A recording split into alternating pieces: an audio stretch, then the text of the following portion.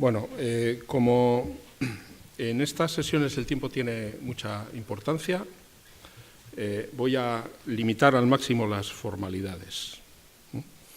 Entonces, cuando corresponda hablar a cada una de las personas que tengo conmigo en la mesa, que me acompañan en la mesa, pues las presentaré, aunque creo que realmente no necesitan presentación, haré una presentación mínima. Y para introducir el tema, realmente no podía haber mejor manera, creo, que para introducir un tema que lleva por título ¿Cómo está el sector? Entre signos de admiración, no había mejor manera que presentar esta información aquí. De manera que a lo mejor alguna de las cosas que yo voy a decir o de las que vamos a decir va a ser desmentida o ha sido desmentida previamente por esta información.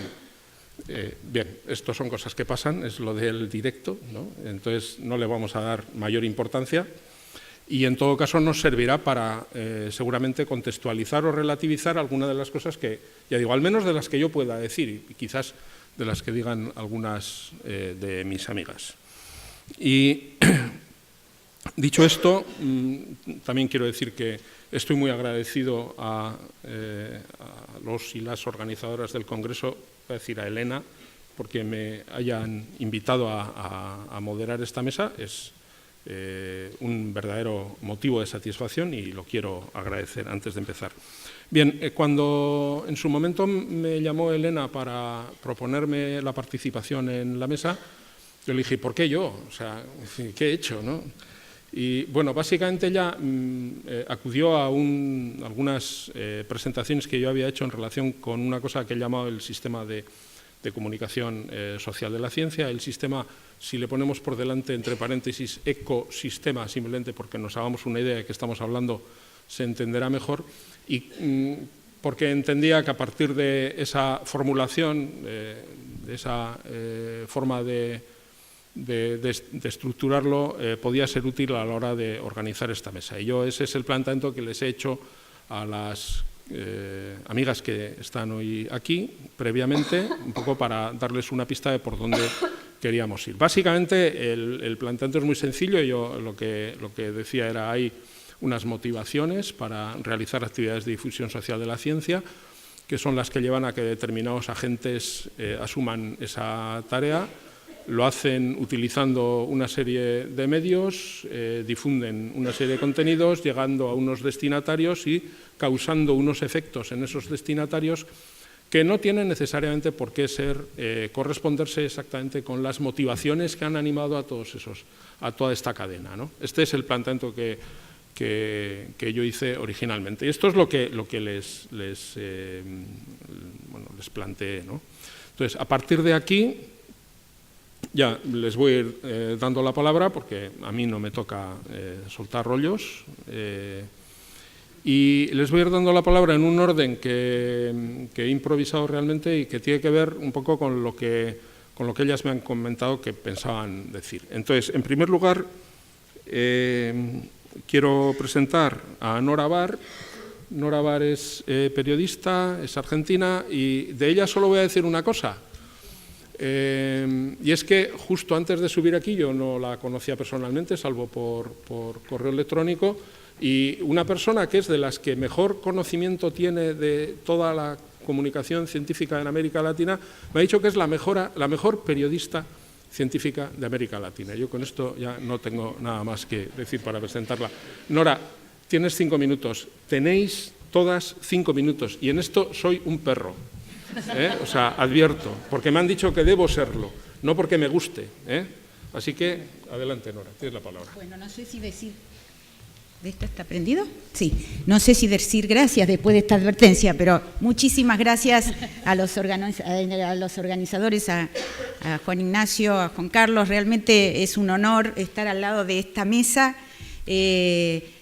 muchos de cuyos integrantes seguía por Twitter sin conocer, así que nos desvirtualizamos. Pero no voy a hacer mucha cháchara y con esta advertencia inicial se me ocurrió que podía plantear 5 ideas, a ver si puedo usar 1 minuto por cada idea. Así que voy a ir a la carrera. Creo que todos nos entendemos, somos la mayoría o alguna parte importante periodistas científicos, los que no son periodistas, comunicadores de la ciencia, y son ideas que uno se plantea a veces justamente porque en este ecosistema en el que hay tantas formas de llegar a la sociedad comunicando ciencia, uno a veces se pregunta, pero ¿y para qué estamos los periodistas? ¿No es cierto? Están las universidades, los científicos, los médicos, los agentes de relaciones públicas, los agentes de salud, en fin, pareciera que los periodistas no somos necesarios. Entonces, bueno, como decía, les voy a compartir hacia la carrera 5 ideas sobre el periodismo científico en estas épocas que nos toca estar protagonizándolo.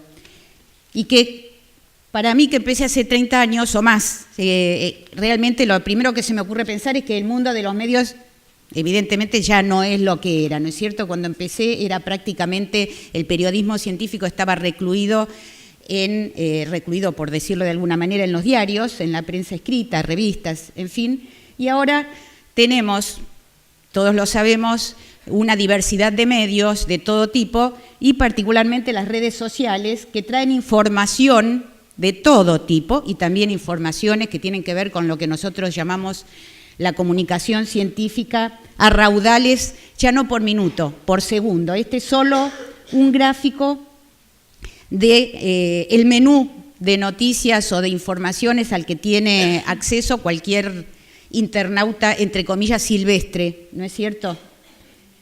Este es un gráfico. ¿Qué pasa con este flujo de información sin barreras, sin chequeos, sin ningún tipo de control?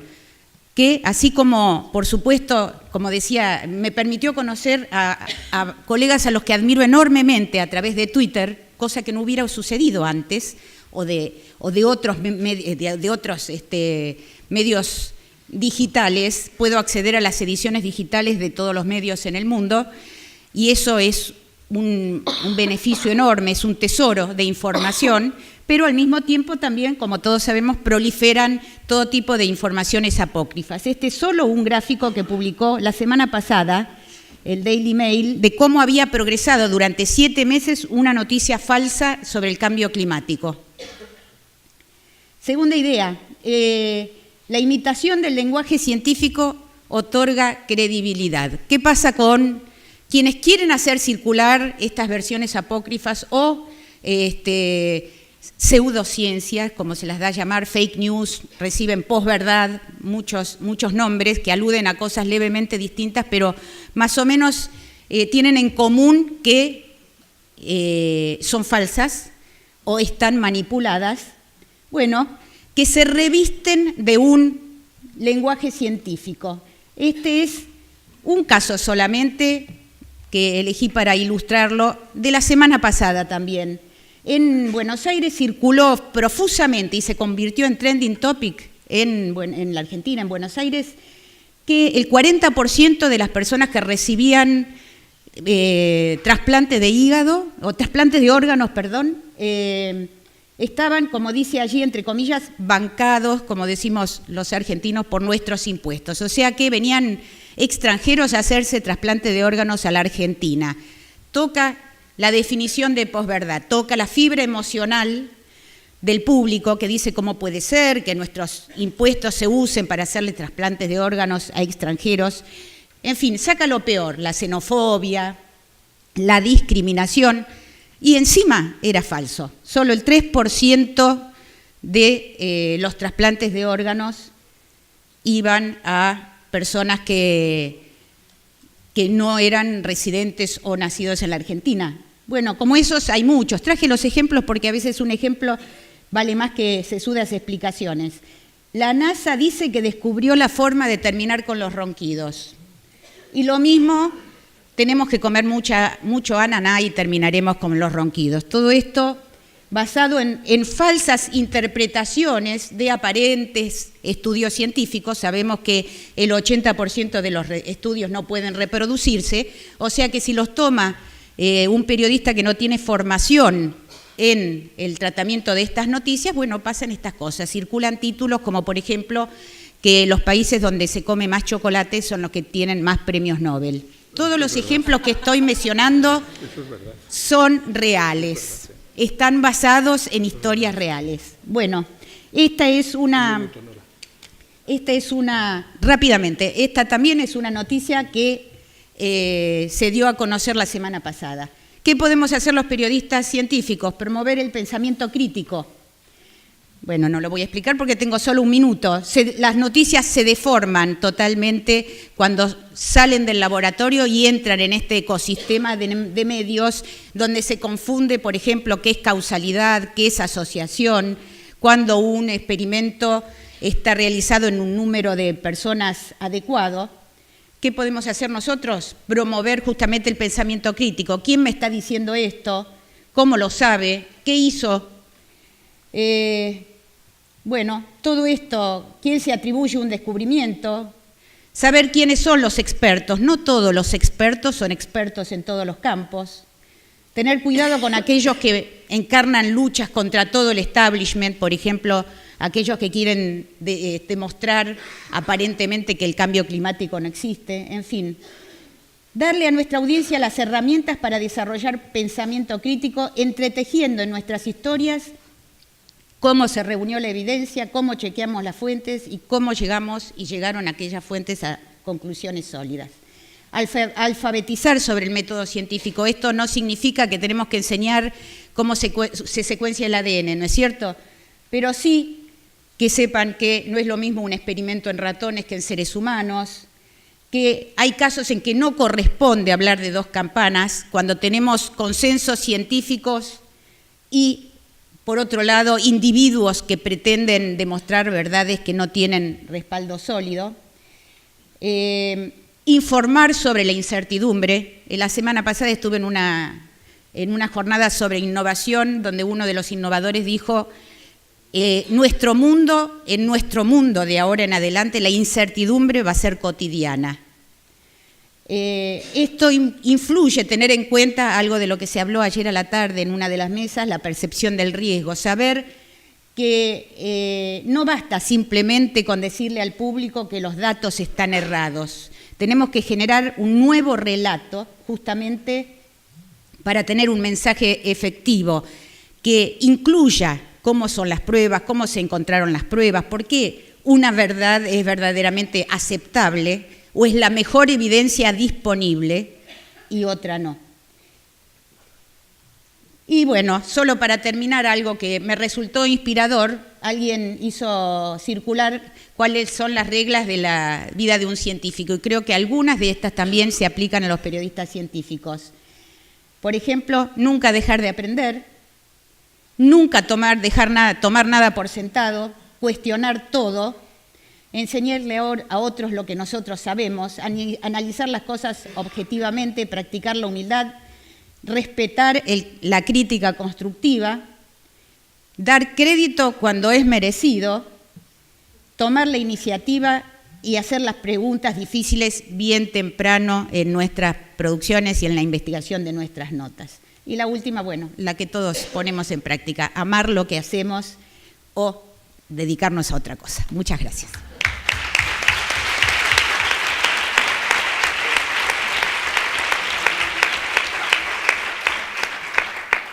Bueno, a continuación es el turno de Patricia, que también, como todo el mundo sabe, dirige Materia. Yo la recuerdo de los años de Público, luego Materia por su cuenta, ahora en El País, en fin, una periodista científica reputada y de larga y contrastada trayectoria. Adelante. Gracias, Iñaco. Voy a ser muy rápida, primero porque mi compañera Nora ha dicho algunas de las cosas que yo quería destacar y segundo, sobre todo, porque tengo mucho miedo a Iñaco en formato perro, así que voy a intentar hablar muy rápido y consumir incluso menos de mis 5 minutos, ¿no? Esta charla se llama ¿Cómo está el sector? Entre admiraciones. Yo pensando en mi sector es el periodismo, los medios de comunicación. Es verdad que yo he echado un poco de menos en estas jornadas que me resultan apasionantes y he aprendido muchísimo, pero he echado un poco de menos hablar más de periodismo, con lo cual estoy muy contenta de estar aquí con Nora y de que charlemos un poquito, aunque sea brevemente, de periodismo. Si tenemos que hablar de cómo está el sector de los medios de comunicación y me preguntáis una respuesta fácil y corta, es que está mal. Está un poquito peor este año que el pasado y estará probablemente mejor que el siguiente. El sector de los medios de comunicación es un sector en crisis muy dura y muy fuerte y muy importante, y de la que es complicado saber cómo va a salir. ¿Por qué? Bueno, hay un par de ideas que tienen que ver con esto, ¿no? Sobre todo la principal, cuando hablo de medios de comunicación, hablo sobre todo de lo que a mí me toca, que es la prensa impresa y digital. En la prensa impresa tenía un modelo de negocio basado sobre todo en la publicidad, en la venta de los ejemplares, pero sobre todo en la publicidad, que está en duda. Ahora mismo la publicidad digital funciona de una manera muy diferente a cómo funcionaba la publicidad en papel. Y básicamente tiene que ver con que el sostén de las redacciones, de las grandes redacciones, como por ejemplo es la del País o como puede ser la de La Nación, está en duda en el nuevo modelo digital. Es decir, no hay suficiente dinero para sostener grandes redacciones de periodistas bien pagados, ¿no? Y esto es un drama, creo que para todos, no solo para nosotros que vivimos de ello, sino para la sociedad entera. La publicidad ahora mismo en Internet, muy rápido, como la mayoría de ustedes saben, se gestiona por una cosa, que es el clic. Y esto significa que la mayoría de nosotros estamos en competencia por ese clic, porque además muchas de las visitas antes, cuando ustedes iban al kiosco y pedían El País o La Nación o El Heraldo, cualquier otro periódico que les gustara y con el que suscribían, digamos, o con el que querían informarse de lo que estaba pasando en el mundo, en fin, eran ustedes los que acudían al kiosco y los que se informaban por ese periódico, ¿no? Ahora mismo la mayoría de los medios de comunicación dependemos de dos fuentes básicamente de visitas, que son Facebook y Google, un poquito Twitter, pero muy poquito, sobre todo Facebook y Google. Algunos medios, afortunadamente, como particularmente es el mío, El País, siguen teniendo mucha fuerza, su home sigue siendo muy importante y es la que deriva la mayor parte del tráfico, pero los medios más pequeños, sobre todo, dependen de estas dos fuentes, ¿no? Lo que significa es que todos en este pequeño caos que antes enseñaba también Nora, estamos compitiendo por ese clic, porque de eso dependen nuestros ingresos, ¿no? ¿Eso qué significa? Pues que además no solo nosotros somos los que luchamos por ese clic, también las revistas científicas, en lo que compete al periodismo científico, las revistas y las instituciones, como por ejemplo, sin ir más lejos, la NASA, están compitiendo por esa atención de los lectores, ¿no? Por la atención de cada uno de ustedes que están conectados a los medios digitales, ¿no? Con lo cual esa lucha significa que todos intentamos llamar la atención. ¿Y eso qué significa cuando estamos hablando de medios de comunicación y particularmente de medios de comunicación en ciencia? Pues que, bueno, Nora lo ha explicado muy bien antes, ¿no? Que somos pasto del clickbait, es decir, de las 5 cosas que deberías saber si quieres alargar tu pene o cosas similares, o de las fake news. Es decir, que la mayoría de los medios estamos siendo presionados por intentar conseguir que los lectores hagan clic en nuestras noticias, con lo que eso puede significar, ¿no? Sin embargo, cuando pienso en cómo está el sector, esto es el sector de los medios de comunicación, cuando pienso cómo está el sector del periodismo científico, que es de lo que estamos hablando aquí, del apellido, digamos, de la primera parte, querría decir que a pesar de todos los riesgos que ha mencionado, que decía antes y que ha mencionado Nora, hay una parte muy buena, que es que esa dictadura del clic nos ha enseñado algo que no estaba claro en las redacciones anteriormente, y es que la ciencia interesa. La ciencia interesa mucho a nuestros lectores, y la ciencia bien hecha, la ciencia rigurosa. Durante muchos años el periodismo científico se fue viendo relegado a algunos suplementos, a quizás compañeros que contaban las historias de fuentes para fuentes. Ahora nos hemos dado cuenta de que hay muchas historias de ciencia que están entre lo más visto de los medios de comunicación. Por ejemplo, es nuestro caso. Un ejemplo es el día, y además competimos de verdad en condiciones de igualdad con el resto de noticias del día, ¿no? Noticias políticas, noticias deportivas, noticias culturales. Un ejemplo es por el día que ganó Trump las elecciones. Nosotros teníamos una historia muy bonita sobre un documental del que imagino que han oído hablar, que se llama Planet Earth. El día anterior había metido un capítulo bastante alucinante sobre una iguana que salía corriendo como loca. Un minuto de socorro. Salía corriendo como loca y estaba huyendo unas serpientes y, bueno, en fin, era nosotros lo calificamos como la mejor escena de un documental de la historia y, bueno, hablamos con un documentalista de naturaleza, en fin, hicimos una historia muy bonita. En medio yo discutía mucho con el compañero que estaba en la Home, le decía, no lo quiero sacar porque nadie lo va a leer el día de que ganó Trump. Bueno, pues resultó que ese día, después de la noticia que nos tenía todos en shock, que es el triunfo de Trump en las elecciones de Estados Unidos, la segunda más vista fue la historia de la iguana huyendo de las serpientes, probablemente porque todos nos sentíamos en ese momento como la pobre iguana, ¿no?, huyendo de las noticias sobre el triunfo de Trump. Para terminar muy rápido, quería decir que otro ejemplo para nosotros. Yo no puedo dar lamentablemente cifras de materia en particular. Sí puedo decirles un par de cosas. Por ejemplo, materia es la sección del País ahora mismo con más fans en Facebook de todo el periódico, después de la cuenta principal del País, para que se den cuenta, y es la primera también en visitas desde Facebook. Quiero decir que con esto, que a pesar de la situación y de cómo está el sector, la ciencia interesa mucho. Yo creo que eso es una gran noticia para todos los que estamos aquí. Gracias.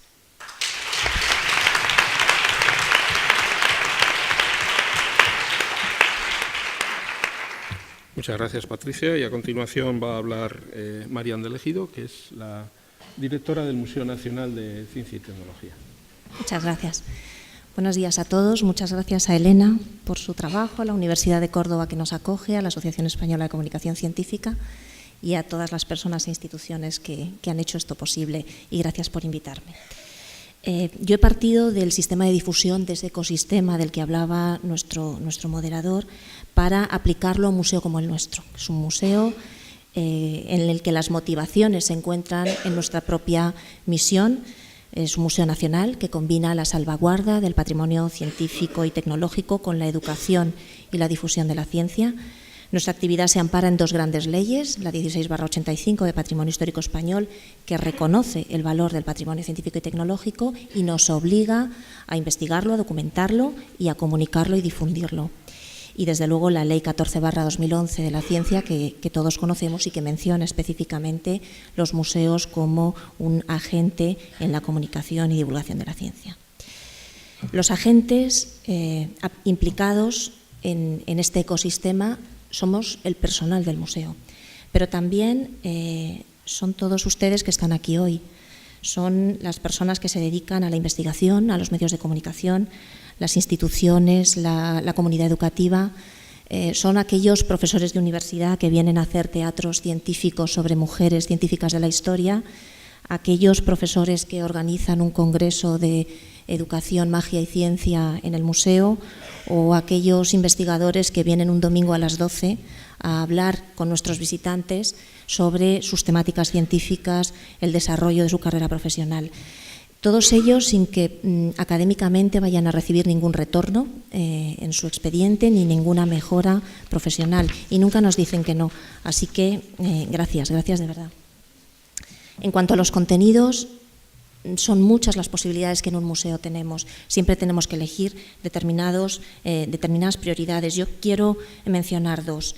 Uno de ellos es un taller sobre el método científico que hemos incluido este año en nuestra oferta escolar para segundo ciclo de secundaria y bachillerato. Es un taller que pensamos muy duro y que los profesores no iban a solicitar. No ha sido así en absoluto.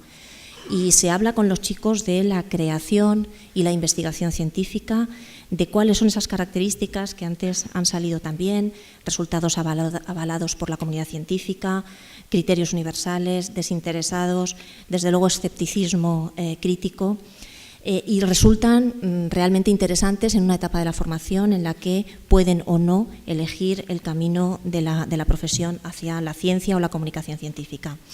Otra de las líneas importantes para nosotros es la integración de las colecciones y los científicos inventores españoles en nuestro discurso. Son muy pocos los científicos españoles conocidos por la sociedad general, las científicas ya nulo. De hecho, las 3 aulas educativas del museo están dirigidas a 3 científicas españolas de la historia. En nuestros espacios expositivos sí que les damos una presencia fundamental. En la sede de Coruña, una sala dedicada a Mónico Sánchez, por ejemplo, o en la de Madrid, en el mes de marzo, inauguraremos una exposición sobre la invisibilidad, rayos cósmicos y Arturo Duperier, de quien conservamos el legado en ambos casos en el museo. En cuanto a los medios utilizados para esas actividades, pues aprovechamos una gran fortaleza del museo. El museo es un espacio físico donde se acerca un público general, es verdad que un público interesado, pero se acercan para descubrir cosas nuevas, para vivir experiencias, para despertar su curiosidad. Y en este sentido hay, por ejemplo, actividades muy específicas como son seminarios destinados a público general. Los seminarios son de las universidades o de los centros de investigación. Cuando se le ofrece a un público general esta posibilidad, la aprovechan enormemente, no solo para aumentar el conocimiento científico, sino también para conocer la vida de los investigadores, sus sueños, sus frustraciones, su desarrollo, su carrera profesional. Otros medios propios, desde luego, son las exposiciones. En nuestro caso, la identificación del patrimonio científico y tecnológico como herencia cultural es una reivindicación permanente. En cuanto a los catalizadores que se mencionaban también en ese ecosistema, hay dos líneas muy importantes que hacemos trabajando en red con otros museos. Uno de ellos es el Laboratorio Permanente de Públicos, que nos permite evaluar continuamente nuestra actividad, evaluar la calidad, lo que funciona y lo que no, y compararlo con otros museos que no siempre son de nuestra misma materia, con lo cual el discurso también se enriquece. Y el plan Museos Más Sociales, tenemos que aprender a llegar a las personas con diferentes capacidades. Aprendemos mucho de ellos, contactamos con asociaciones que se dedican específicamente, que nos forman y que promueven, de hecho, la actividad laboral en este marco y que nos enseñan mucho a comunicarnos con todos ellos. En cuanto a las consecuencias prácticas reales de estas actividades de comunicación social, voy a mencionar también dos. Todos hemos mencionado aquí, y además yo creo que con un cierto dolor, los medios de comunicación que contribuyen a difundir noticias falsas, equivocadas, sesgadas, que contribuyen a la desinformación. En el museo tenemos la oportunidad de trabajar directamente con la gente, la oportunidad de ofrecer información veraz, de ofrecer resultados de la investigación contrastados y contribuir a desmontar esa desinformación. Y por otro lado, otra de las consecuencias importantes es aumentar el conocimiento sobre la relevancia del patrimonio científico y tecnológico como una herencia cultural. Todo el mundo reconoce la arqueología y el arte como una herencia cultural. El patrimonio científico y tecnológico también lo es. Y desde que en la sede de Coruña hemos abierto un espacio que se denomina Nuestros Donantes y que renovamos cada 6 meses, instituciones y particulares se acercan al museo a ofrecer colecciones que tienen probablemente en su casa, que pertenecen a la familia, pero cuando uno descubre que el baúl de veterinaria del abuelo, que es del siglo XIX, tiene una significancia en el legado histórico de nuestro país y que puede tener un hueco en nuestro museo, se acerca para presentárnoslo. Y es una muy buena manera de recuperar nuestro patrimonio común y reivindicarlo. Y esto es todo.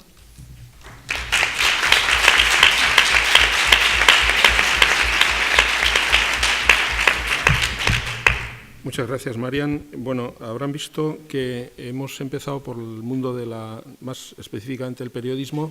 Hemos pasado a una institución, en este caso el museo, que tiene carácter público y que nos va a servir de transición a otro ámbito diferente, que es el universitario. Entonces, dentro del ámbito universitario, ahora toma la palabra Elena Lázaro, que definitivamente no la voy a presentar, sería un poco absurdo, para que nos hable de las UCCs. Elena. Gracias, Iñaco. Bueno, yo voy a aprovechar para agradecer a Elena Lázaro que me ha invitado. Es que no se ha dicho bastante. No, yo voy a aprovechar este minuto de agradecimientos para agradecérselo a mi equipo, que los habéis visto por ahí dando vueltas, que se han pegado a paliza, que está ahí David, que está Marga y Pablo y Silvia, ¿vale? ¿Cuál? Las unidades de cultura científica en España nacieron en el año 2007, donde está el pasador, aquí. En el año 2007, un año, fue el año de la ciencia en España, que para muchas cosas supuso un punto de inflexión. La Fundación Española para la Ciencia y la Tecnología fue quien creó estas unidades en las universidades y en los centros de investigación. No significaba, por supuesto, que las universidades ni los centros de investigación no hicieran comunicación científica, era una tarea de la que se habían ocupado los gabinetes de comunicación en lo que tiene que ver más expresamente con comunicación, con periodismo científico. Esa labor se venía haciendo. Las oficinas de transferencia de resultados de la investigación desde los años 80 cumplían con la ley, con la transferencia del conocimiento, pero es verdad que se centraron mucho más en la transferencia al sector productivo que a lo que tiene que ver con ciudadanía en general, aunque tampoco desatendieron aquello. A partir del año 2007, como les comentaba, nacen las unidades de cultura científica, que son servicios profesionales de comunicación científica, de las que se han dotado las universidades y los centros de investigación, con la misión de difundir el conocimiento. Las tareas fundamentales de estos servicios técnicos de apoyo a la investigación son estos, fundamentalmente. La comunicación de resultados. Somos, en el esquema que puso Nora, pues el primer eslabón de esa cadena. Trabajamos en la promoción de vocaciones científicas, que esto sí era algo que venían haciendo algunas oficinas de transferencia de resultados de investigación. De hecho, luego lo vemos, hay universidades que no tienen unidades de cultura científica y esta labor la desarrollan. La promoción de vocaciones científicas son todas estas actividades que organizamos con una metodología concreta, la que nos lleva, hablaba Marian, pues de todos esos interlocutores y esos públicos que tenemos en la SUCC, en este caso, que son las enseñanzas no universitarias. Es verdad que antes en la evolución se ve como al principio el acercamiento es solamente a bachillerato, a secundaria, pero ya estamos trabajando con primaria y con infantil incluso. Otro de los ejes de trabajo de las UCC son los eventos de popularización de la ciencia, de comunicación pública pura y dura. Bueno, he elegido el formato. Ha habido millones de comunicaciones, millones y millones, qué exagerada, soy andaluza. Eso que he hablado antes que Clara, que ya es todavía más. Ha habido muchas presentaciones donde habéis podido ver los diferentes formatos que utilizamos, ¿no? Trabajamos también en la formación de investigadores. Nosotros en la institución, desde que nacimos en 2011, tratamos de servir pues también como asesores a la formación de nuestros investigadores en materia de divulgación. Ayer se comentaba, ¿no?, que a los profes se les pide ya de todo, ¿no? Hace gestión, hace tu investigación, la docencia y demás. ¿Me queda poco? Vale, un minuto. Venga, bueno, pues luego lo cuento todo a quien quiera saberlo. Ahora mismo hay en las universidades, según la última encuesta que hizo el grupo nuevo de la CRUE, en universidades, no es en centros de investigación, hay 32 unidades de cultura científica. Todas son de universidades públicas, excepto 2. Estos datos son, como digo, del grupo de CRUE. Hay, sin embargo, todavía 40 universidades que no tienen unidad de cultura científica. La mitad de ellas son universidades privadas, ¿vale? Quiero decir que en las públicas la tendencia es a tener unidad de cultura científica. Hay otras universidades que tienen otras estructuras, como las cátedras de cultura científica o la Dirección de Difusión del Conocimiento, por ejemplo, que tiene Navarra. Solamente por la balanza, yo soy una defensora de este tipo de servicios en las universidades. Creo que hay resultados que prueban y los podemos comentar luego si queréis, que funciona y que el impacto de su trabajo beneficia la reputación de la universidad y su propia misión, la refuerza. Supone la profesionalización de una actividad. El trabajo en redes es una de las grandes ventajas, la institucionalización de la divulgación de una manera definitiva, ya abandonando un poco la buena voluntad del profesorado, y en contra, y salió ayer por allí una compañera del CSIC, lo comentó, la precariedad que sigue habiendo todavía en algunas unidades de cultura científica y la excesiva dependencia de la convocatoria de FECIT, de la que no debería depender el personal, deberían depender las actividades, y es maravillosa esa convocatoria, pero las universidades deberían de estar apostando ya por la institucionalización. Muchas gracias.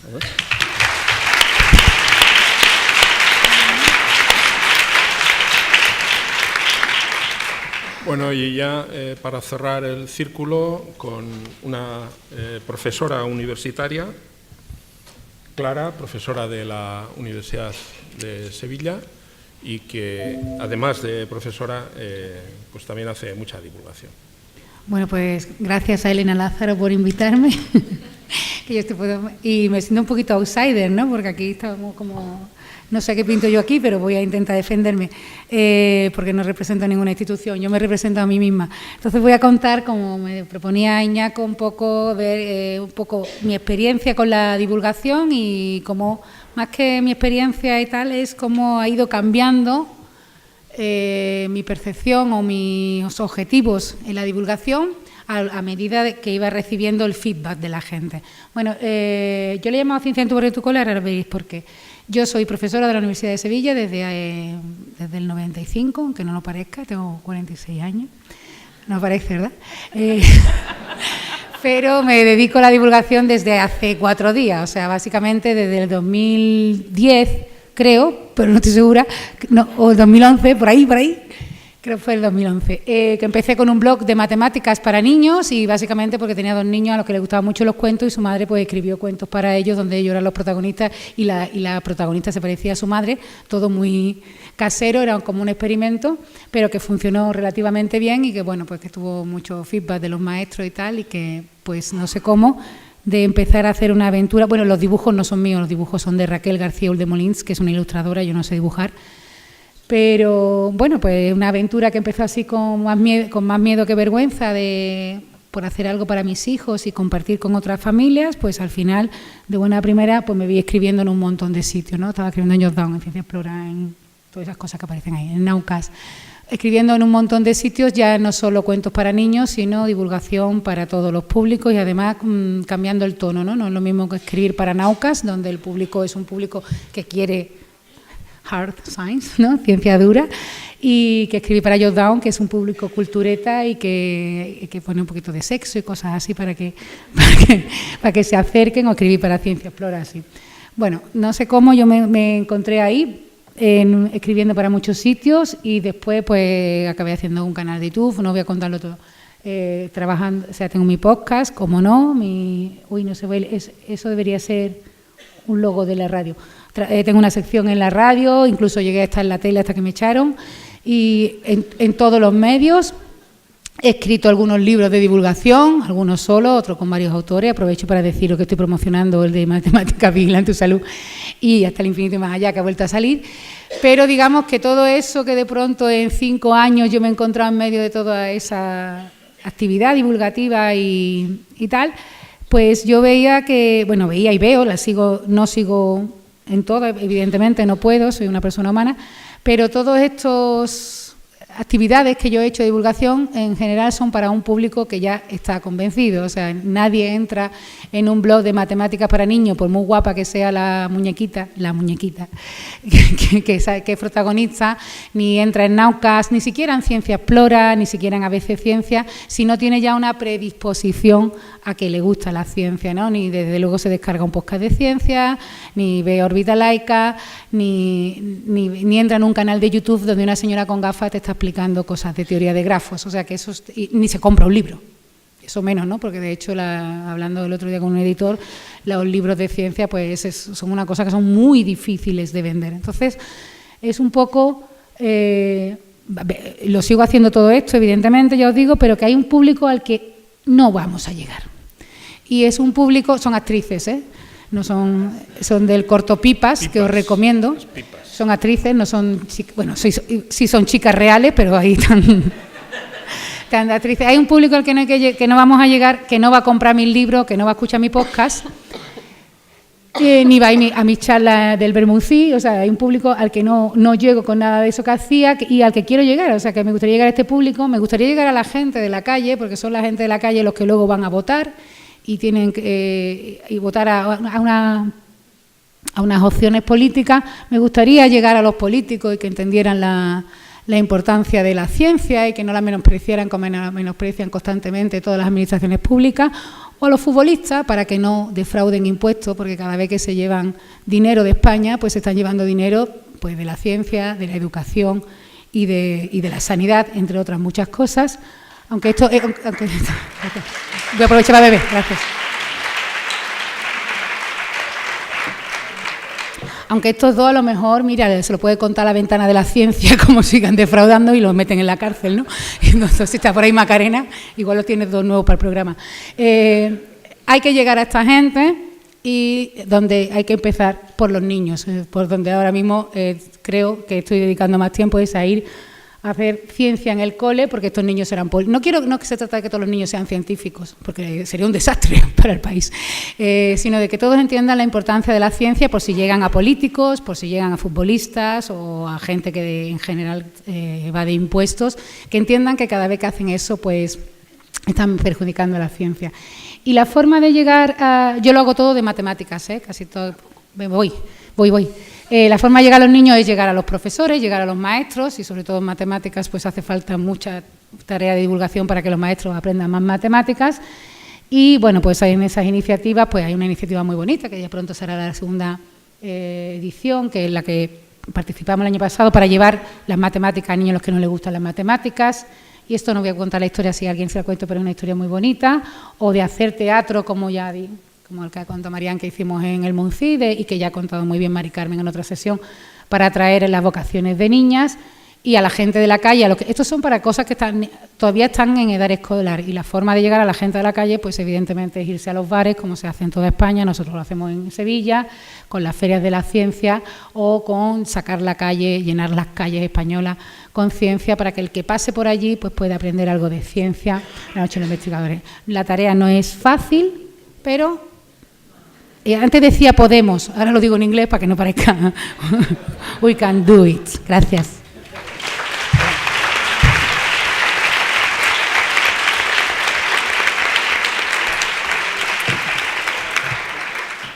Bueno, muchas gracias, Clara. Habéis hablado todas más de 5 minutos, pero no se nos ha ido de las manos, que era de lo que se trataba. Bien, yo lo que he pensado ahora, y de esta parte no les he comentado nada a ellas, es que para introducir un poco de, no sé, es mi pretensión, ya veremos si lo consigo, un poco de más animación incluso, les voy a hacer unas preguntas.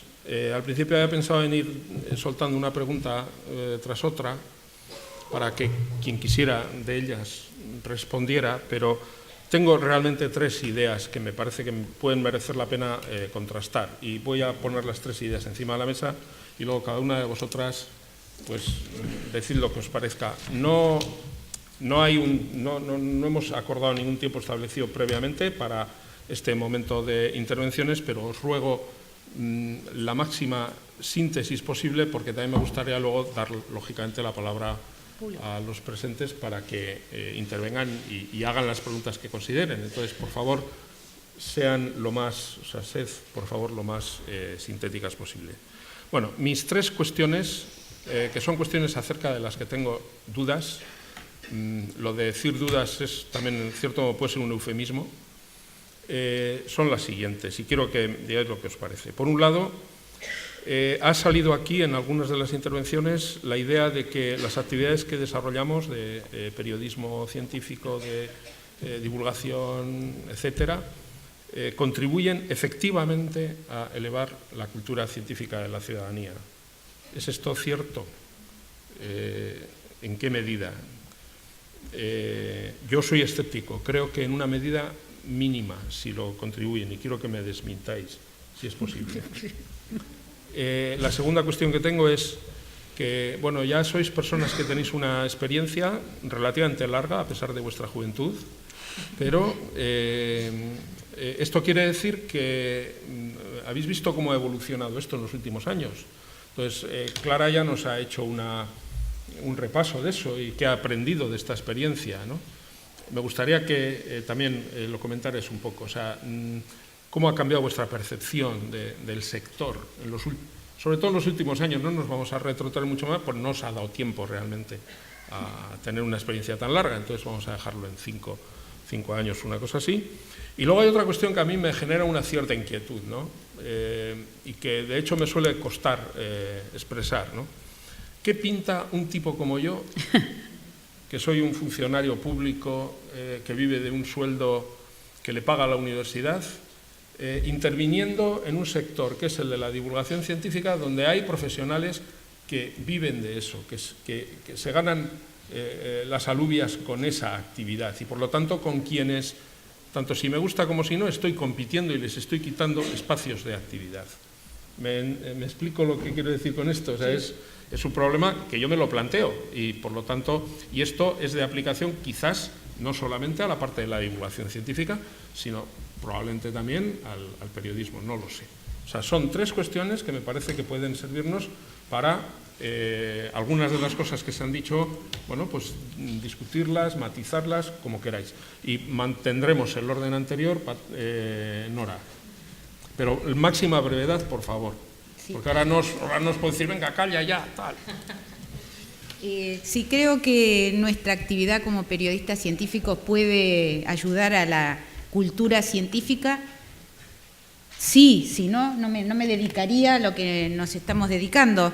Y voy a contar un solo ejemplo. La Nación tuvo una sección diaria de ciencia y salud durante 11 años, entre el 2000 y el 18 de diciembre de 2011. Notarán cómo me acuerdo del día en que me avisaron que se cerraba. Pero cuando empezamos, durante 7 meses, más o menos, muchos meses, no tuvimos un título en la tapa del diario. Parecía que hablábamos en chino.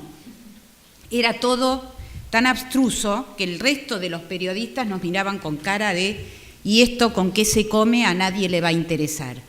Cuando terminó esa sección, prácticamente una vez cada 3 días teníamos un título de tapa, sin contar las pequeñas llamadas que iban en la parte superior de la tapa, o sea que todo el tiempo había noticias de ciencia, de salud o de tecnología, pero además, miren este pequeño detalle, cuando yo anunciaba los temas, no solo esperaban con atención para ver la pequeña explicación que dábamos, sino que ellos mismos me preguntaban, ¿y esto se hizo en ratones o en seres humanos?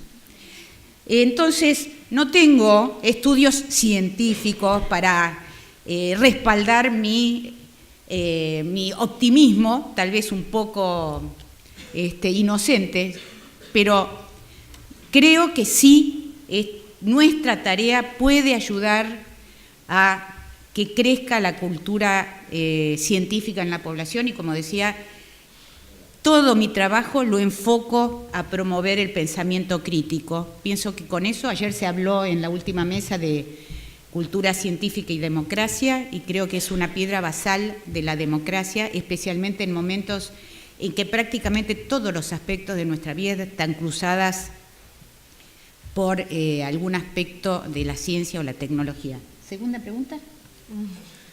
La evolución. Yo la he apuntado. Pero estás extendiéndote mucho, Nora? Muy bien. O sea Patricia, vamos a... Aunque sea, no hace falta que respondáis a las 3 cosas, o sea, luego ya veremos si hay posibilidades, que si no... Si no vamos a estar aquí hablando muchísimo y casi por mejor abrir a que yo simplemente por ser muy rápida y mezclo casi las 3 cosas. Como decía, ha cambiado mucho mi percepción en cierto punto en 5 años. Tú decías que es más o menos coincide también la época en que llegamos a la sección de ciencia de público, montamos público, después montamos materia y ahora en el país, desde un punto de vista positivo, veo que está creciendo el interés y eso se demuestra en el hecho de que, por ejemplo, en mi caso, que es lo que mejor conozco, evidentemente, en el país hay 7 personas ahora mismo escribiendo de forma diaria sobre ciencia, más colaboradores, más además otras actividades de divulgación que hacemos, más eventos, más muchas otras cosas, ¿no? Creo que existe ese interés.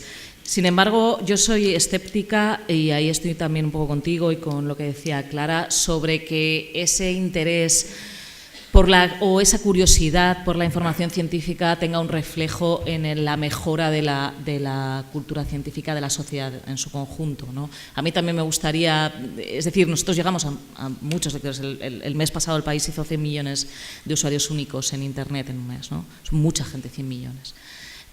Muchos de ellos leen noticias de ciencia. Sin embargo, soy escéptica sobre que eso signifique que estamos mejorando, que la sociedad en su conjunto tenga mejor cultura científica. Quizás tienen más información, quizás consumen esa información porque les provoca interés o les provoca empatía. Es decir, creo que hay muchas cosas que tienen que ver con la curiosidad o con la empatía o con el hecho de que mucha gente, por ejemplo, particularmente en Facebook, quiere compartir noticias positivas y que eso les lleva a compartir muchas noticias de ciencia que tienen protagonistas de investigadores que hacen cosas positivas. Es decir, yo creo que tiene mucho que ver con eso, pero soy escéptica de que primero estemos llegando a esa gente que ve mujeres, hombres y viceversa, por decirlo de alguna forma, y que los que incluso nos leen estén mejorando su cultura científica, ¿no? Y aquí lo dejo.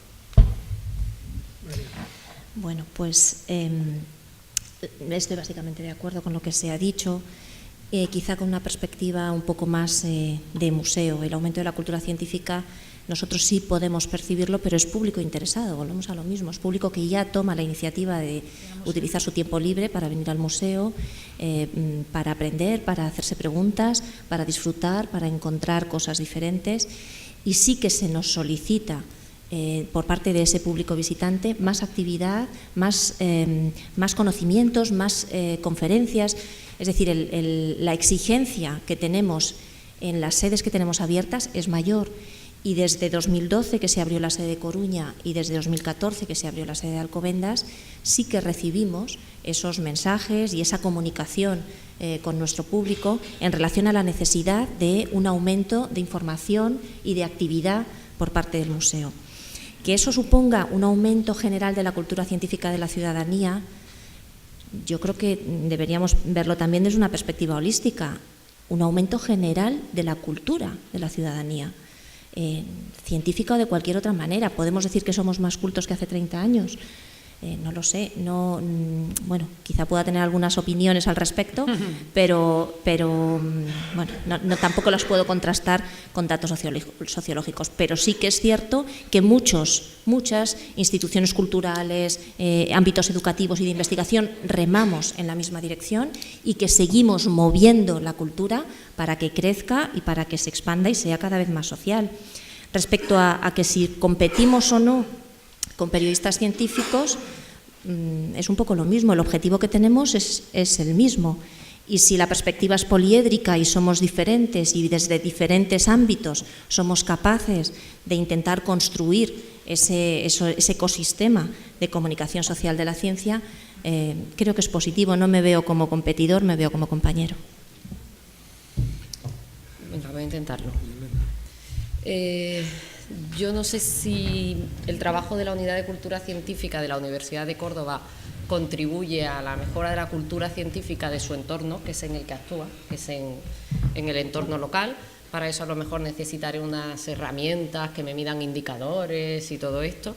Lo que sí puedo decir es que creo que sí que influimos en la cultura de la ciencia, que no es lo mismo que la cultura científica. Voy a intentar explicarlo y rápido. Esta es una ciudad histórica, es una ciudad de cultura, donde sin museo de ciencia. Y creo que eso es importantísimo, porque hay una diferencia. Yo voy a Coruña y me meto en el Teatro Rosalía de Castro a ver Naucas, y aquello hay cola para escucharlo, para asistir a un evento de ciencia. Eso Córdoba no sé si llegará a tenerlo. Yo voy a Granada y se llenan eventos de ciencia, tienen un museo de ciencia, o sea, creo que todos los agentes, con lo cual, no sé si el trabajo de la Unidad de Cultura Científica, pero sé que el trabajo de otros agentes en otras ciudades, algo deben de estar haciendo. No sé si para mejorar la cultura científica, porque a lo mejor eso corresponde al sistema educativo, o sea, saber de ciencia, tener una base de conocimientos científicos corresponde a la educación. Ahora, ver la ciencia como una parte de la cultura, del conocimiento y demás, es algo que yo en Córdoba sí creo que está cambiando, por ejemplo, y cuando hablo de Córdoba creo que los compañeros de otras unidades de cultura científica de otras capitales de provincia podrían podrían a lo mejor tener una percepción parecida. Yo sí creo que ha evolucionado. Antes hablaba del tiempo, cómo ha cambiado el sector. Pues creo que desde 2007 con FECID y en Andalucía con Descubre, el cambio ha sido radical. O sea, aquí no se hacía nada en mi ámbito, ¿vale? Que es el que estoy valorando. No se hacía prácticamente nada de una manera sistemática, que realmente tuviera todos los años un programa y demás. Creo que hay un cambio. Ahora, si eso está mejorando, pues tendríamos que pasar a todos los cordobeses a un examen y demás. Sobre que si tú estás compitiendo, y tú, cuando digo tú, digo los profesores, creo que estáis cumpliendo con una parte de vuestro trabajo, ¿no? O sea, difundir el conocimiento es parte del trabajo de un investigador, ¿no? Eso también lo va a discutir, ¿no? Pero lo que quería era sangre. Claro. Sangre. Claro. Yo ya lo que iba a decir ya lo ha dicho casi todo el mundo, así que voy a ser breve. No te lo crees, ¿no? Sí, bueno, yo de entrada me lo creo, por supuesto. Bueno, yo no tengo, evidentemente, me dedico a hacer lo que puedo con el tiempo que tengo, no me dedico a medir los efectos, ¿no? Sí que es verdad que muchas veces, bueno, pues lo decía Mari Carmen hace un rato cuando presentaba Científicas en la primera planta, que cuando salimos de un evento, cuando hacemos el teatro este de Científicas para 480 alumnos cada vez, 400 alumnos cada vez, pues sales con un subidón porque ese día te han visto 800 niños y todos cuando salen quieren ser científicos, ¿no? Y tú durante un rato, pues ese subidón sube, o sea, está ahí, ¿no? Dura poco, porque luego cuando vas a la calle, pues las cosas no son así, o cuando vas al bar y das una charla en el bar y tal, y ves que hay gente que se acerca, que viene todos los días y que antes no hacía nada que tuviera que ver con la ciencia, pues tú dices, oye, mira, esto está mejorando, ¿no? Hasta que vas luego pues a otro bar y están hablando de hombres, mujeres o viceversa, donde lo que más preocupa es el vestido o los zapatos de Paula Echevarría. O sea, no, que no tengo nada en contra de ella. De hecho, no sé si sabría conocer las fotos, me suena el nombre, y lo digo en serio, no es postureo. No lo sé, espero que sí, creo que sí, pero no sabría medirlo y algunas veces pues me desilusiona, ¿no? Me desilusiona a lo mejor cuando se estaba aterrizando Philae, pues yo me fui a teñirme el pelo porque esto no es natural y por si alguien tenía alguna duda. Y al entrar a la peluquería yo estaba con Twitter porque estaba todo mi timeline, que tú te crees que tu timeline es el universo, pero tu timeline es tu patio de vecinos. Estaba todo el mundo con la patita del Philae que no salía, yo entré allí y me decía, ay, ¿qué te pasa? Digo, que no le sale una patita, ¿no? Y todo el mundo se me quedó así mirando como otra vez y hasta aquí la del pelo rojo, ¿no? Y nadie sabía nada, ¿no? Y era una cosa que estaba ocurriendo, una cosa que estábamos haciendo, yo siempre lo pongo en plural, joder, lo que estábamos haciendo, estábamos aterrizando una sonda espacial en lo alto de un cometa. Y te das cuenta que a nadie le estaba, no en mi peluquería, sino en general. Entonces, bueno, depende del día, hoy es que estoy optimista, depende del día, pues creo que lo que hago no sirve para nada y otros días digo, bueno, poquito a poco, ¿no? Como decía Mafalda, una pulga no puede parar un tren, pero puede llenar de ronchas al maquinista, ¿no? Y en cuanto, ahí estamos, picando, la evolución, yo creo que la evolución es de cultura científica o de divulgación. De divulgación yo creo que ha habido un subidón, ¿no? Porque al principio yo me escondía por los pasillos y me cruzaba con un catedrático de la Facultad de Matemáticas y agachaba la cabeza porque tenía un blog y ahora saco pecho porque tengo, bueno, porque no es que saque igual no era esa la expresión, pero digo, tengo un premio de blogs y tal, ¿no?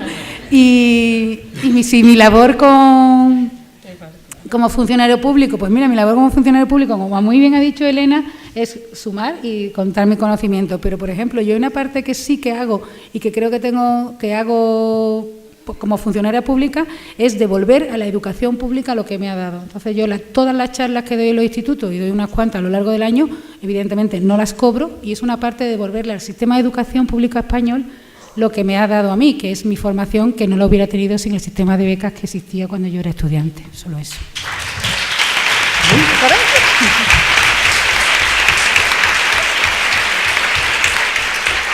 Gracias. Bueno, luego os voy a llevar la contraria, pero ya lo sé. Quiero darle a Nora la palabra para que acabe su... Sí.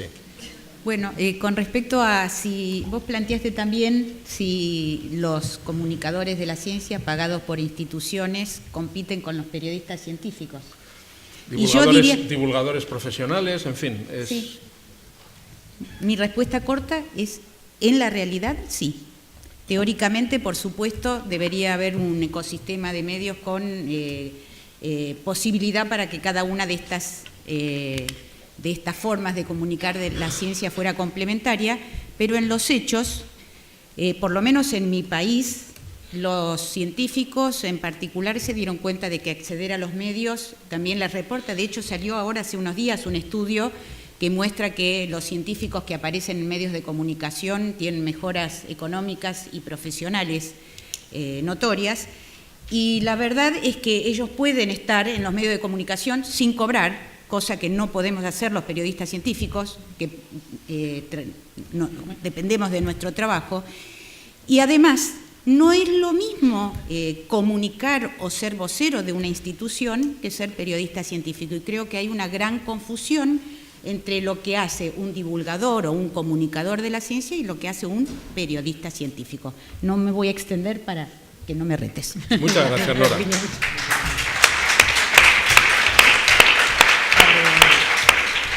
Yo solo...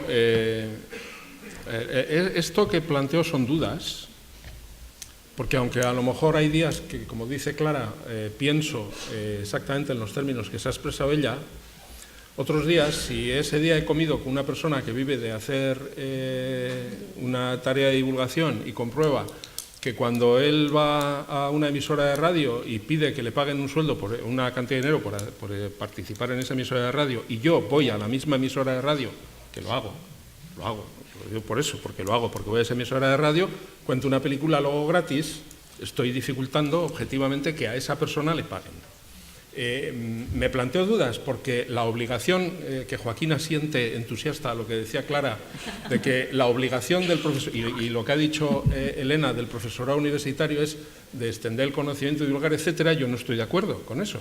Es la obligación de la institución universitaria, no es lo mismo, porque la institución universitaria puede valerse de profesionales y de hecho se vale de profesionales para hacer esa labor. Por lo tanto, creo que seguramente esto es una consideración un poco absurda, ¿no? Porque al final todo va a seguir siendo exactamente igual, digamos lo que digamos, pero yo creo que de vez en cuando conviene autoexaminarse acerca de las razones por las que hacemos las cosas que hacemos, de cómo las hacemos y de quiénes las hacemos y del papel que cada uno juega en esta película. Creo que es sano.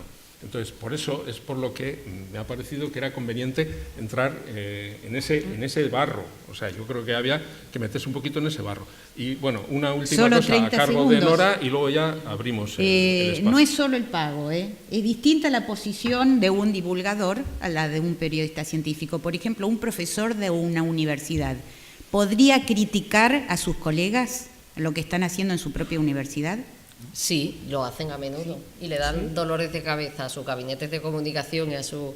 Te quiero decir, ser profesor universitario es ser una persona crítica y aquí hay profesores universitarios y son capaces de criticar a sus instituciones. De todas formas, estamos hablando de cuando un profesor universitario hace divulgación científica, o sea, va como experto. Pero yo no creo, o sea, no creo que sea incompatible y que tengan que competir. Los medios de comunicación deberían de ser ahí inteligentes y ver qué fuentes necesitas en un momento u otro. Ante una crisis alimentaria, yo qué sé, nosotros tenemos la Facultad de Veterinaria y os recuerdo las vacas locas, teníamos todo el día, y los de Zaragoza tienen a Badiola, y nosotros teníamos a los investigadores, a los veterinarios todo el día en los medios de comunicación. ¿Realmente creéis que ahí están compitiendo con los periodistas o quitándole el pan a nadie? No, estás recurriendo como medio de comunicación a ese experto, ¿no? Claro, pero no siempre los expertos reconocen sus límites. Yo, por ejemplo, tengo muy cerquita, con la epidemia de Zika, muchos infectólogos, o sea, tampoco eran ajenos al sector, pero no expertos en esta epidemia en particular, salieron a dar recomendaciones que estaban absolutamente erradas. El experto considera que es experto muchas veces, no siempre, que es experto casi en todo. Hay neurocientíficos que hablan de infectología en los medios de comunicación. Estoy hablando de la Argentina, no sé la realidad de España. Yo me suelo encontrar el problema... No, esto se me está yendo de las manos y yo no puedo permitir que se me vaya de las manos. Ahora voy a abrir el campo de juego y voy a dar palabras. Moncho ha levantado la mano y, bueno, a Moncho hay que darle la palabra inmediatamente. O sea que, adelante. Un momento. Bueno. Y allí también hay una palabra, Iñaco, apunta. Sí, estoy viendo un montón, pero yo no... A ver, esto es lo que quiere moderar. Sí, pero que no he traído las gafas. Mira, tiene allí una y Sí, dos. sí, pero por aquí hay tres también. No sé, este tema, que desde luego es interesantísimo, creo que como suele suceder, es mejor analizarlo saliéndose de la pecera. Y estamos empezando a discutirlo dentro de la pecera y ahí nada. Entonces yo propongo, ya sé que todas las analogías son analogías, que hablemos de comparar la medicina pública y la medicina privada. ¿Vale? Puede ser que tenga mucho parecido. ¿Cuál es la conclusión? Supongamos que la educación científica o la cultura científica es un derecho igual que la salud y se presta a través de canales que tienen su historia. ¿Qué defiendo en este momento? En este momento defiendo una divulgación científica pública. Y cuanto más pública y más general sea, y que se haga desde las universidades y desde los universitarios, desde las escuelas y los profesores, desde las FECITES y los CISES y tal. Y luego, ¿qué pasa? ¿Que usted niega la capacidad de la medicina privada? No, mire usted, ese es un campo que solo queda, llamémosle, para la excelencia o para... O sea, mi sueño sería vivir en un país en donde el derecho a la cultura científica estuviera garantizado al mismo nivel que está garantizado en España el derecho a la salud. A ver, por allí había... Tengo aquí.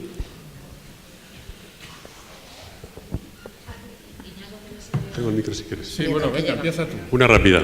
Bueno, mi nombre es Bienvenido León, soy profesor de periodismo científico en la Universidad de Navarra y mi pregunta es la siguiente. Hay una serie de investigadores que apuntan que en los últimos años el periodismo como tal está decreciendo, se está desapareciendo o está reduciéndose y por el contrario la comunicación institucional, las relaciones públicas van aumentando. Esto lo refieren no a la comunicación científica, sino en términos generales. Mi pregunta es, ¿piensan los ponentes, sobre todo los periodistas en la mesa, que esto también se está produciendo en el ámbito de la comunicación de la ciencia? Y en caso de que sea así, ¿qué consecuencias puede tener esta tendencia? Bueno, a ver, es que esto entraríamos en la discusión eterna de todos los congresos, de si periodistas, comunicadores, divulgadores, científicos, ¿quién tiene que hacer esto, no? Yo distingo y veo algunas preguntas, algunas discusiones en Twitter que van en este sentido. Yo creo que hay que hacer, o yo como periodista me gusta hacer una distinción fundamental. Yo soy periodista. Lo del apellido de la ciencia lo tengo ahora. Yo antes era periodista económica y a lo mejor mañana soy periodista deportiva, pero yo soy periodista. Y mi trabajo es hacer información, que es un poco también lo que decía Nora. Es decir, nuestro trabajo es hacer información y muchas veces lo que hacemos no les gusta a los científicos. Nosotros no hacemos divulgación. Tenemos una parte, si entran en elpaís.com/ciencia, está muy claro. A partir de un determinado momento verán muchos blogs de divulgación de las matemáticas, por ejemplo, tenemos juegos de lógica, tenemos divulgación de historias de naturaleza, pero lo que hacemos es periodismo, noticias, reportajes y entrevistas, con fuentes, contrastando cada una de las informaciones que llegamos. Es decir, no hacemos divulgación científica ni somos comunicadores.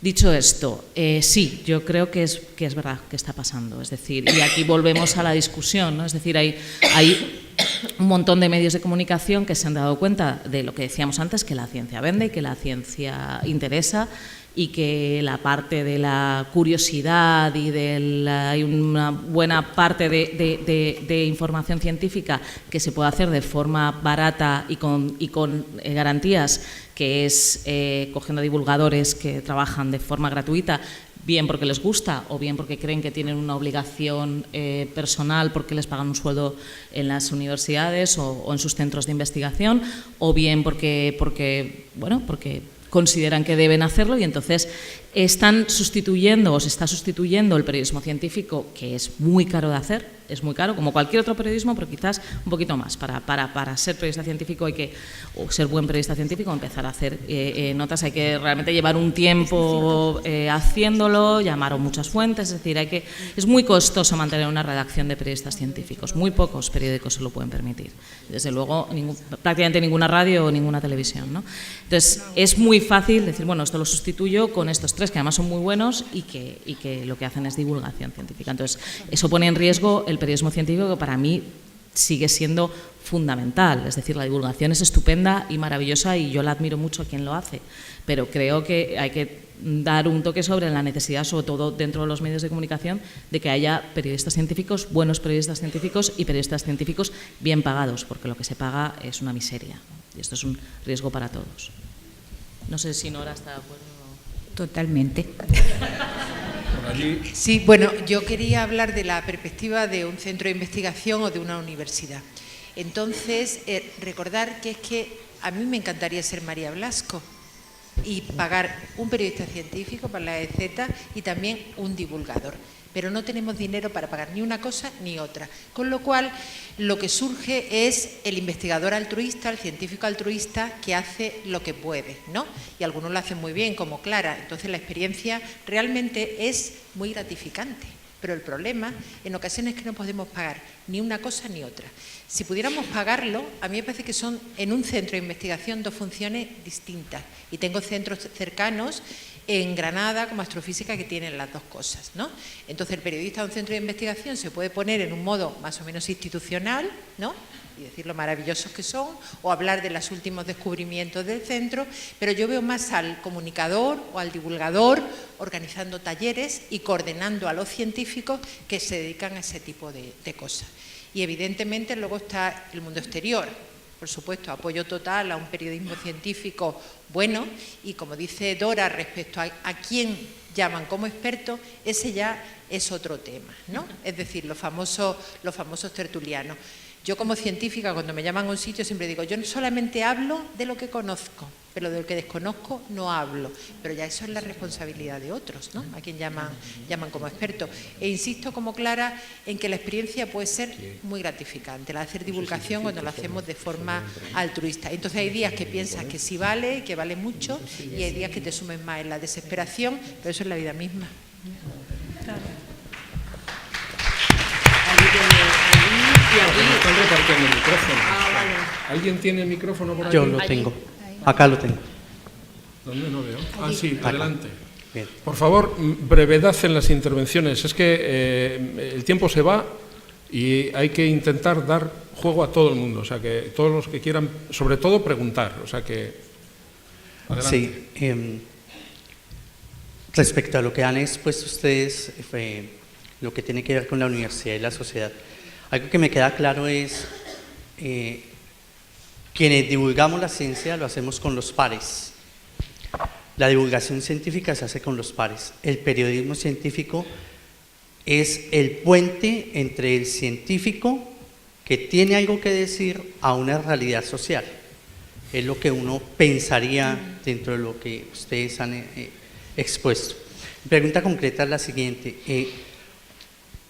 ¿Es necesario, dentro de la experiencia del periodismo científico, que haya formación científica? ¿Cuáles son los criterios o cuáles son las exigencias sociales actuales, que en algunas cosas lo han tocado, que requiere ser divulgador científico y periodista científico? Gracias. A ver, yo es que no estoy de acuerdo en lo que decías, ¿no? Yo no creo que un periodista, o sea, que la divulgación sea entre pares. Yo creo que la divulgación puede ser entre pares o no, o puede ser de un divulgador al público general. Es decir, yo no estoy de acuerdo en eso, pero desde luego no estoy de acuerdo con que el periodista sea un intermediario entre el científico y el público. Es el gran error que cometen muchos periodistas, en pensar que tú estás ahí para transmitir lo que él quiere, o para trasladar esa cosa horrorosa que está escrita, que no entiende nadie del paper, al público en el lenguaje que a él le apetece y como a él le apetece. No, eso no es periodismo, eso es otra cosa, eso no sé qué es. Eso es lo que hará su unidad de comunicación o de cultura científica en su universidad, nosotros en sus notas de prensa. Nosotros lo que hacemos es periodismo exactamente igual que hace el compañero de la sección de política o de economía. Eso nosotros hacemos información. Entonces, ya digo, no estoy de acuerdo con el planteamiento. Y respecto a la formación, yo lo que les pido a mis periodistas es sentido común, como cualquier otro periodista. Tengo periodistas, tengo un biólogo, tengo un veterinario, tengo un químico, tengo de todo, un físico. Pero sobre todo es que lo que es importante para mí es que son periodistas, son buenos periodistas y mañana podrían trabajar en la sección de Nacional o de Economía o de Deportes del periódico porque lo que son periodistas, sin más. Solamente un matiz a lo que ha dicho Patricia. En los gabinetes de comunicación, unidades de cultura científica, también se hace información y se hace periodismo científico, quiero decir, trabajan periodistas. Es que muchas veces se plantea esta discusión... No os voy a dejar que discutáis. ¿Por qué? Porque ahora... Vale, que está es que había pedido palabra, vale. Luego si es posible, es que si no hay que dar juego. Vale. Lucas, no sé si tienes el micrófono, ¿cómo es? Que te lo tienen allí. Bueno, hola, luego se lo pasáis a Lucas. Vale. Buenos días. Mi pregunta es para Nora y para Patricia. ¿En qué medida existe equilibrio en este tema del periodismo científico para abordar todas las áreas del conocimiento? Porque generalmente se ven resultados, se ven noticias respecto a ciencias naturales, ciencias agronómicas, aplicaciones biotecnológicas, etcétera, tecnología principalmente, pero y las ciencias sociales y artes y humanidades, que también son áreas del conocimiento, que también siguen algún modelo científico de ámbito cualitativo, que tampoco es menor, pero que pareciera ser que para muchos a lo mejor no lo entienden como ciencia, sino que ciencia es como una bata, un delantal. ¿Cómo hay un equilibrio y por qué ocurre eso, dependiendo del equilibrio que haya?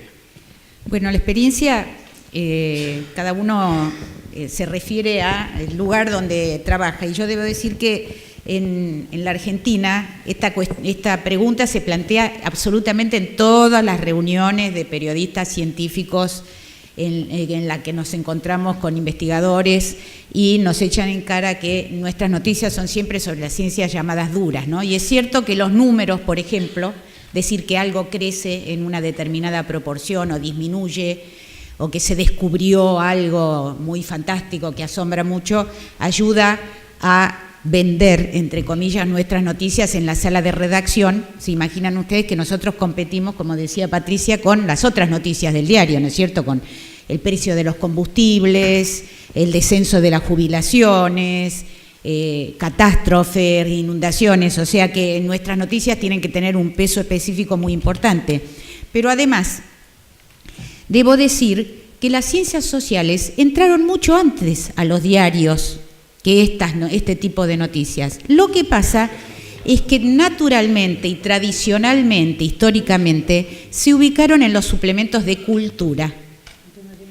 Allí aparecieron desde mucho antes que por lo menos en la Argentina, desde mucho antes que las noticias sobre astronomía o biología molecular o inmunología, las noticias de antropología, de filosofía, de sociología, todo eso se discutió mucho antes en los suplementos de cultura, que son muy, muy antiguos tradicionalmente en los diarios en todo el mundo y en los de mi país, ¿no es cierto?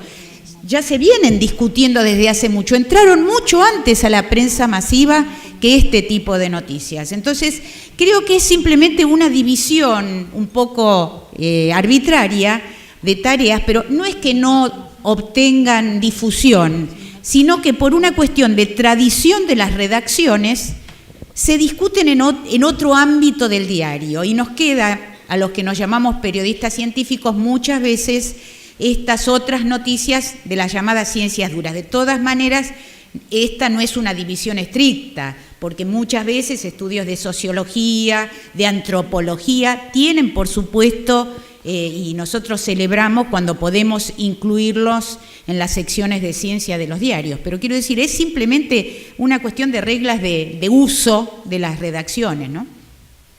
A ver, allí. Hola, yo soy Eva, trabajo en la UCC de la UNIR y mi pregunta surge a raíz de lo que hablaba Nora antes de las noticias falsas, pero va dirigida a todas las que tengáis algo que aportar porque me interesan todas las opiniones de ese ecosistema. Yo creo que todos los que estamos aquí somos conscientes de la gravedad que tienen las noticias falsas, pero mi pregunta es ¿qué estrategia o qué postura creéis que tenemos que tener, pues tanto periodistas como divulgadores como comunicadores, en el momento en el que estalla una noticia falsa, en el momento en el que empieza a hacerse viral? Y porque me preocupa que de alguna manera estamos contribuyendo a ese ruido, pero claro, no intervenir también es peligroso. Entonces, quería saber cuál es vuestra opinión sobre si tenemos que actuar en solitario para que haya más voces en contra de esa noticia falsa, si es mejor esperar y hacerlo unido, si es mejor entrar en el ruido en el momento, si es mejor esperar a que pase la ola. Es decir, si mañana sale una noticia de niño con cáncer toma homeopatía y no te vas a creer lo que sucedió, ¿qué hacemos?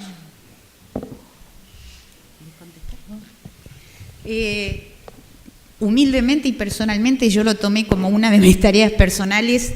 No me voy a oponer a cada noticia falsa que anda dando vuelta por ahí, pero sí cuando hay mitos y noticias falsas dando vuelta que adquieren una singular trascendencia, me interesa particularmente mostrar qué es lo que dicen las evidencias objetivas, y estoy y creo que somos varios en la Argentina que estamos tratando desde las redes sociales, los medios de comunicación, de combatir noticias falsas, como digo, las que tienen más entidad y más trascendencia, ¿no? Como ejemplo, puedo decir que publiqué una nota neuromitos, por ejemplo, para ir en contra de algunos de 10 de los neuromitos, por ejemplo, que pensamos con el 10% del cerebro y cosas como esas. Cuando apareció en una revista femenina el año pasado en la Argentina una nota titulada ¿Vacunas, sí o no?, la Red Argentina de Periodistas Científicos envió una carta muy enérgica, digamos, detallando cuáles son todas las razones por las cuales no se puede plantear esa controversia, y además criticando cómo se había hecho la nota. También se publicaron notas sobre la vacuna HPV y todos los mitos que corren, la vacuna contra el HPV, bueno, en fin, distintas maneras. También hay comunicadores de la ciencia que están haciendo una gran tarea, desde blogs, por ejemplo, explicando cuál es el pensamiento científico, por qué no podemos basarnos en un solo estudio y tenemos que basarnos en consensos, que la incertidumbre siempre en alguna medida está presente en lo que es el conocimiento científico, cuáles son las evidencias que pueden hacernos confiar más en un tipo de evidencias que en otro. En fin, creo que es una tarea concertada de toda la sociedad, pero que esto está ocurriendo y que exige, como digo, no vamos a salir corriendo como desesperados frente a cualquier pavada o que se diga, pero sí cuando hay noticias importantes y trascendentes. Las vacunas, por ejemplo, es una muy trascendente para la salud pública. Me parece que sí, que tenemos que actuar y tenemos que mostrar cuál es la mejor evidencia disponible en cada tema. Lo hice con el fracking, lo hice con las vacunas, con la neurochantada, en fin, con muchas cosas, y creo que es un área que tenemos que atacar los periodistas científicos en particular. A ver, nos quedan 6 minutos. 6 minutos. Hay varias palabras pedidas. Le voy a dar la palabra a Clara y a Elena, que quieren responder en 5 segundos cada una de ellas a lo que se ha dicho, y a continuación, primero va Lucas, luego allí, y luego hay una palabra pedida por aquí.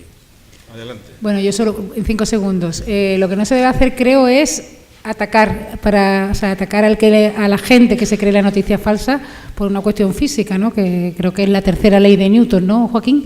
Que si atacas algo, si llamas a la gente idiota, evidentemente esa fuerza te va a venir de vuelta y no hay nada que hablar. Entonces, creo que hay que hacer divulgación en la medida de lo posible, con cariño y con tranquilidad y con amor. Sí, hay que responder, cada uno puede hacerlo personalmente o estar en organizaciones como la asociación, que lo está haciendo de manera organizada, y el caso de Cárdenas fue bastante reciente y creo que un buen ejemplo de ello. Lucas. Hola, yo me llamo Lucas, tengo una empresa de comunicación y, Iñaco, ante tu pregunta, para que lo discutáis, yo creo que en el corto plazo, si lo veis como una sola colaboración, competimos y hay un problema, pero es que no competimos en absoluto. Es decir, que haya gente haciendo esas colaboraciones crea una necesidad.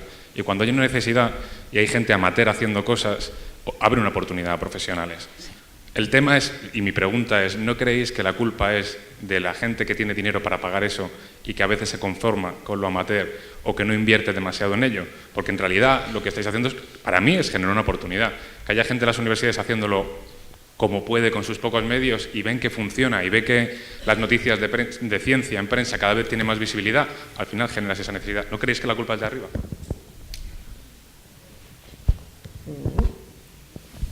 Sí. No, por favor, no. Es que si aplaudís es tiempo que se le... Os va a reñir a todos, ¿eh? Yo lo siento. A mí, Tiene para todo el mundo. A mí Elena me iba a decir dijo que los vascos son así, pero que no es vasco. Y es que si no, esto no nos lleva a ninguna parte. Por allí. Los de Salamanca sois... ¿Tú eras de Salamanca, era? De Salamanca. Los de Salamanca son... Yo soy vasco de Salamanca. Casi nada. Hola. Yo simplemente muy breve, también al hilo de lo que ha dicho el compañero y al hilo del debate que has iniciado sobre sector público, sector privado para esto de practicar la divulgación, como se había quedado un poco colgado el tema, simplemente quería romper una lanza en favor de pequeñas iniciativas privadas, de empresas como ScienceIt o me toca muy de cerca Big Bang, ¿no? Con el tema de los monólogos científicos, que son iniciativas privadas y que creo que están haciendo cosas que a veces no tienen cabida dentro de las instituciones públicas, porque es muy difícil conseguir un contrato en una institución pública, no todas las UCCs están igual de bien financiadas, ni todas las universidades empujan tanto el tema de la divulgación, entonces, bueno, que simplemente que hay... cosas en lo pequeño, en el sector privado, que también merecen mucho la pena y que están ahí jugando su papel, que no entran en conflicto. Ya. Vale, yo quería, con respecto a las últimas intervenciones que se han dicho, lo que ha dicho Clara y lo que ha dicho Iñaco, quería preguntaros, es una cosa que me preocupa, porque a mí verdaderamente me gustaría vivir de la divulgación científica. ¿Es ilícito divulgar ciencia y cobrar por ello? ¿Cómo? ¿Es ilícito divulgar ciencia y cobrar por ello? Lo hace la gente, se hace, ¿no? No te estoy preguntando si hay gente que lo hace o no lo hace, sino si creéis que es ilícito, porque aquí se ha dicho que hay, por ejemplo, que se coge un divulgador científico o se coge a alguien que lo divulgue y que lo haga gratis. Entonces, con esa acción lo que se está haciendo es que el que contrata derogue ese oficio, el del divulgador científico. Porque dice, aquí hay gente que me lo hace gratis, pues cojo a este y ya está. Los divulgadores científicos no hay que pagarles, no es un oficio ser divulgador científico.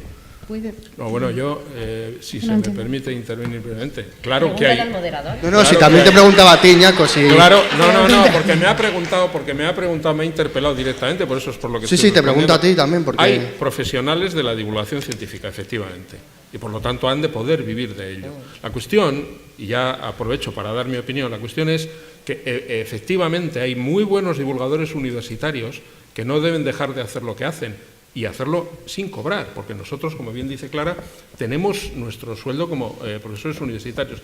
Lo que me gustaría es que solo fueran los mejores los que hacen eso y, a poder ser, las instituciones hicieran también uso de los divulgadores y periodistas profesionales para cumplir el cometido al que se ha aludido antes. Esto es lo que yo opino. El equilibrio es muy difícil, pero claro que tiene que haber divulgadores profesionales. Vale, gracias. Sí, pero muy brevemente, porque es la hora de acabar ya. Bueno, solo brevemente como descargo, no estamos en contra de los divulgadores, al contrario, hay maravillosos divulgadores de la ciencia, de los cuales nos nutrimos también los periodistas, y me parece fantástico que sigan existiendo, y por supuesto que todo es bienvenido a la comunicación de la ciencia. Lo único es que me parece que hay que deslindar bien el trabajo, y a veces hay divulgadores que creen que son periodistas. Son dos cosas distintas. Hay maravillosos divulgadores y nosotros somos fans de muchísimos divulgadores que creo que tienen una función importantísima, pero no son periodistas, simplemente. pero bienvenidos y bueno, ahora los aplaudimos. Marian, Solo una mención muy breve. que no ha intervenido casi nada ahora. No, es que me asustas un poco. No. En los museos. Los museos es un caso particular. Aquí hay muchos museos. Muchos de los que estamos aquí, todos tenemos divulgadores científicos contratados. Es una profesión muy importante, es la cara visible del museo. Eso no significa que haya personas de universidades, de centros de investigación, periodismo científico, que vengan a veces al museo invitados por temas específicos a desarrollar y comunicar a nuestros visitantes esos contenidos. Esto no es periodismo científico, estamos hablando de divulgación. Y en el ámbito de la divulgación, claro que hay una profesión y, vamos, funcionan con nosotros estupendamente, ¿eh?